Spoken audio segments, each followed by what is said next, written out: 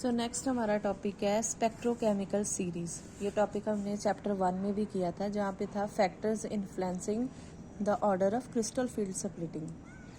So first of all क्या है कि जो भी क्रिस्टल फील्ड स्प्लिटिंग है वो दो फैक्टर्स पे डिपेंड करती है। One is metal, second is ligand. जो ऑक्टाहेड्रल कम्प्लेक्सेस होते हैं जहाँ पे कोऑर्डिनेशन नंबर 6 होता है, वो इस तरह से स्प्लिटिंग होती है कि T2G सेट लोअर एनर्जी आता है और EG set that will be higher energy, और इन दोनों के बीच में जो एनर्जी गैप होता है that is called delta O, यानी कि crystal field splitting in octahedral complexes. अब इट हैज़ बीन ऑब्जर्व्ड कि ऑक्टाहेड्रल कम्प्लेक्सेस में क्या होता है, ये जो एनर्जी गैप है it is directly proportional to ligand. That means ये जो एनर्जी गैप है it is independent of the nature of the metal ion, it is directly dependent on the ligand। तो ligand की क्या पोजीशन है spectrochemical series में। सो spectrochemical series में हम क्या करते हैं, we arrange ligands in the order of their increasing crystal field splitting।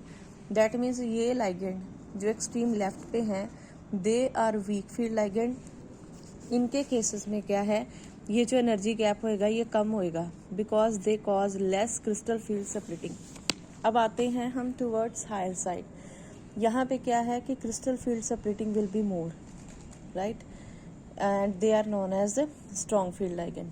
The strong field ligand, weak field ligand, small delta हो, लार्जर डेल्टा हो। अनदर थिंग इज अब हम आते हैं ये जो स्पेक्ट्रोकेमिकल सीरीज है इनमें से हम कुछ लाइगेंड्स को कंपेयर करते हैं। सो फर्स्ट कंपैरिजन है अमोनिया वर्सेस इथिलीन डायमीन। सो NH3 और इथिलीन डायमीन का अगर हम करें, ये यहाँ पे है, NH3 cause less crystal field splitting as compare to ethylene diamine. क्योंकि अगर हम इनकी स्ट्रक्चर देखें तो अमोनिया में एक ही नाइट्रोजन है जिसके ऊपर एक इलेक्ट्रॉन पेयर है। अब यहाँ पे इथिलीन डायमीन में दो NH2 हैं, दो इलेक्ट्रॉन पेयर हैं।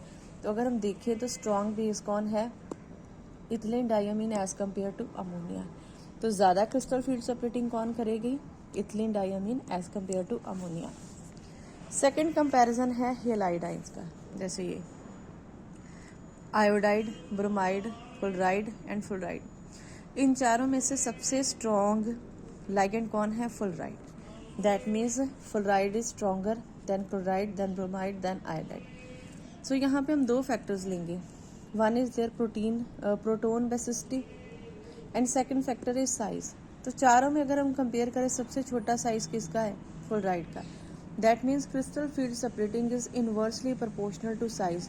जितना साइज छोटा उतनी स्प्लिटिंग होएगी ज़्यादा, बिकॉज साइज छोटा होने से लाइगेंड में और जो मेटल है उसमें इंट्रैक्शन ज़्यादा स्ट्रांग होएगी, ज़्यादा रिपल्शन होएगी और ज़्यादा एनर्जी गैप दो ऑर्बिटल्स के बीच में आएगा।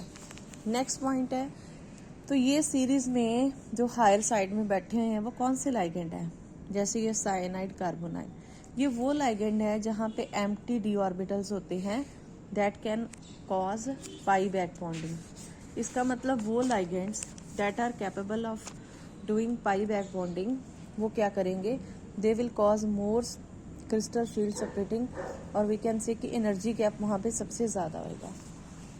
सो ये आ गया cyanide and carbonyl because they are towards the higher side. एक और छोटा सा कंपैरिजन है that is with respect to, अगर हम सिंगल एटम का कंपैरिजन करें तो यहाँ पे हमें क्या नज़र आ रहा है कि सबसे लोअर साइड में कौन है, हैलोजन। उसके बाद कौन से लाइगेंड आए जहाँ पे क्या है, ऑक्सीजन। उसके बाद कौन से आए, नाइट्रोजन। और सबसे ज़्यादा स्प्लिटिंग कौन सी है, जहाँ पे क्या प्रेजेंट है, कार्बन। ओके, ये था विद रिस्पेक्ट टू लाइगेंड। अब हम बात करेंगे मेटल की। ये हमने अगेन चैप्टर 1 में भी किया था कि जो क्रिस्टल फील्ड स्प्लिटिंग है that is directly proportional to the oxidation number.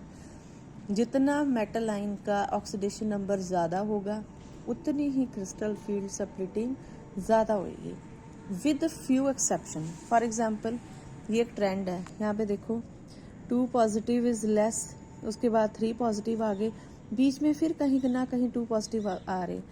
But अगर हम एक जनरल ट्रेंड देखें तो 2 positive is less than 3 positive is less than 4 positive.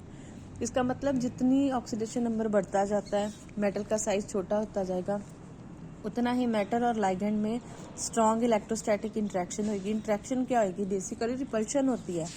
Repulsion होने से एनर्जी गैप ज़्यादा होएगा, तो वहाँ पे उतनी ही क्रिस्टल फील्ड सेपरेटिंग ज़्यादा होगी। So that's all about spectrochemical series.